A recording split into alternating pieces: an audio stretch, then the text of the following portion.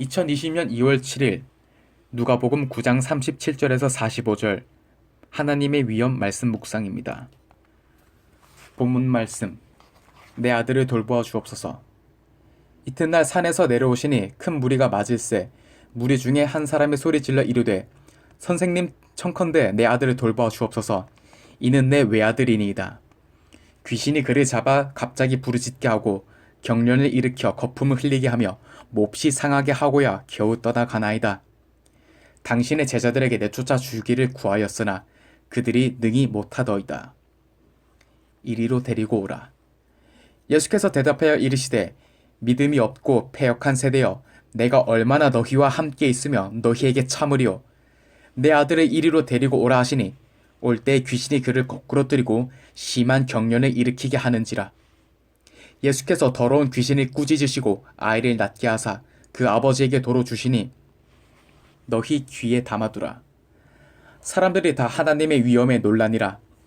그들이 다 그 행하시는 모든 일을 놀랍게 여길세 예수께서 제자들에게 이르시되 이 말을 너희 귀에 담아두라. 인자가 장차 사람들의 손에 넘겨지리라. 그들이 이 말씀을 알지 못하니 이는 그들로 깨닫지 못하게 숨긴 바 되었음이라. 또 그들은 이 말씀을 묻기도 두려워하더라. 본문 요약. 이튿날 산에서 내려온 예수님의 일행은 큰 무리와 마주치게 됩니다. 그중 한 사람이 내 아들을 돌봐 주옵소서라고 간구하자 예수님은 믿음이 없고 패역한 세대를 한탄하고 책망하시며 아이에게서 귀신을 내어 쫓으십니다.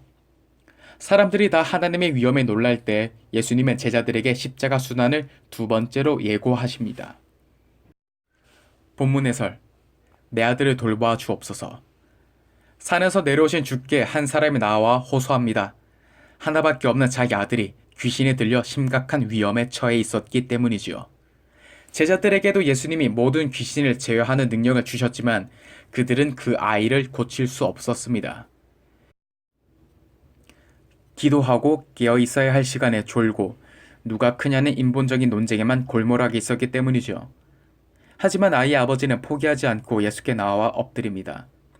그는 이 세상 누구도 자신의 절박한 문제를 해결해 줄 수 없고 오직 예수님만 해결할 수 있음을 알았습니다. 그로 인해 그는 예수께 은혜를 입게 됩니다. 은혜는 절박한 고통 가운데 주께 부르짖는 나에게 부어주시는 하나님의 선물입니다. 1번 질문. 주님 앞에 가지고 나아가 부르짖어야 할 나의 절박한 문제는 무엇입니까? 이리로 데리고 오라.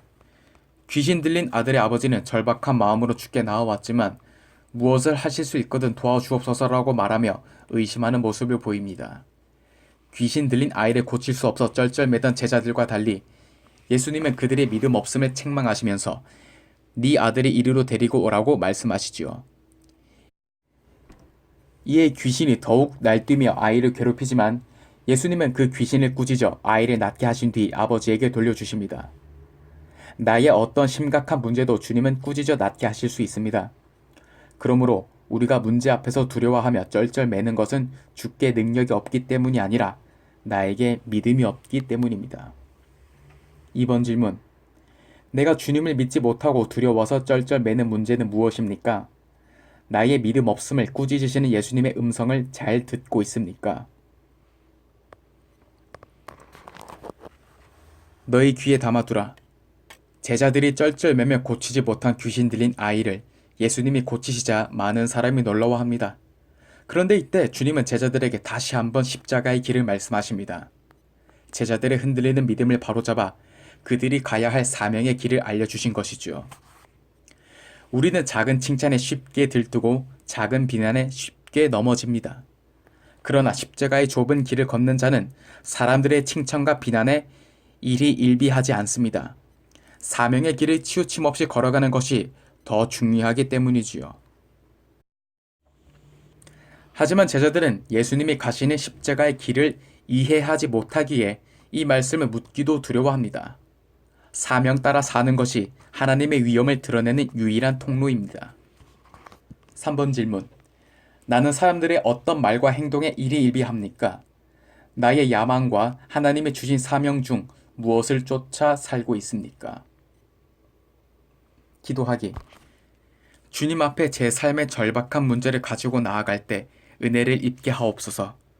하나님의 능력을 의심하지 않고 저의 믿음 없음만 보며 회개하기를 원합니다. 오늘 하루 사람들의 칭찬과 비난에 일희일비하지 않고 주님이 제게 주신 사명을 기억하며 십자가의 좁은 길을 주님과 함께 걸어가게 하옵소서. 아멘. 묵상 간증. 세상 귀신에 들린 자 오경조. 무리 중에 한 사람의 귀신 들린 자신의 외아들을 위해 간절한 마음으로 소리를 지르며 주께 나옵니다. 저에게는 조용한 ADHD와 우울증을 앓고 있는 아내와 자녀들이 있습니다. 오래전 심한 우울증으로 힘들어하던 아내는 교회에 나가며 믿음의 지체들을 권면으로 전문 병원의 진료를 받고 정신과 폐쇄병동에 약 3개월 동안 입원을 했습니다. 교회에서 양육훈련을 받던 아들도 주일학교 선생님의 권면을 듣고 정신과 검사를 받은 뒤 조용한 ADHD와 지능 저하, 소아 우울증으로 판정되어 상담과 약물 치료를 병행했습니다. 당시 초등학생이던 아들은 대학에 들어가기 직전까지 치료를 받았지요. 아들에 이어 둘째인 딸도 엮이는 가정의 영향으로 현재 정신과 약을 먹으며 상담 치료를 받고 있습니다. 그러다 오늘 본문에 나오는 간절한 마음의 아버지와 달리 저는 아내와 두 자녀를 향한 간절함도 주님을 향한 믿음도 없었습니다. 그럼에도 저는 교회 공동체의 권면에 순종하며 신앙생활을 해왔습니다. 그랬더니 저희 가정에도 갑자기 부르짖고 경련을 일으키며 거품을 흘리게 하는 귀신이 떠나가는 놀라운 역사가 일어났습니다. 바로 아내가 우울증 약을 끊을 수 있을 정도로 회복이 된 것이지요. 그뿐 아니라 아들은 모든 치료를 종결한 후 원하는 대학에 진학하여 현재 공군에서 안전하게 복무하고 있습니다. 또한 상담을 받고 있는 딸도 큰 사고 없이 고등학교에 다니며 학생의 때를 보내고 있습니다. 각자의 삶 가운데 겪는 고난은 현재 진행형이지만 그래도 가족 모두가 전과 같은 방식으로 교회 공동체에 속해 가고 있습니다. 이런 아픈 식구들 사이에서 저는 그래도 나는 귀신 들리지 않았다고 생각하며 살았습니다. 그러나 돌이켜보니 가족 중 제가 가장 세상 귀신이 들린 자였지요. 돈과 명예에 대한 욕심, 인종과 중독과 일 중독으로 가득 차 있는 저 때문에 저와 가장 가까이 있는 식구들이 꽤 오랜 시간 동안 힘든 삶을 산 것임을 인정합니다. 이런 저의 모습을 더욱 직면하게 하시려고 잘 다니고 있던 회사에서 나올 수밖에 없는 환경을 허락하시니 이 또한 감사합니다. 이제는 주께 간절한 마음으로 제 안에 있는 세상 귀신들을 쫓아내시고 저를 고쳐주세요라고 부르짖으며 주님 앞으로 나아가겠습니다. 영혼 구원에 대한 애통한 마음을 품을 수 있도록 주님이 매일 제게 주시는 말씀을 잘 듣고 묵상하겠습니다. 특히 저의 거룩을 위해 수고하는 아내와 두 자녀의 이야기를 귀담아 듣겠습니다. 또한 비슷한 고난을 겪고 있는 지체들에게 저희 가정의 아픔이 약재료로 쓰임을 받을 수 있도록 더욱더 저희 죄를 공동체에 낱낱이 고백하며 가겠습니다. 오늘 말씀 묵상 여기서 마치도록 하겠습니다.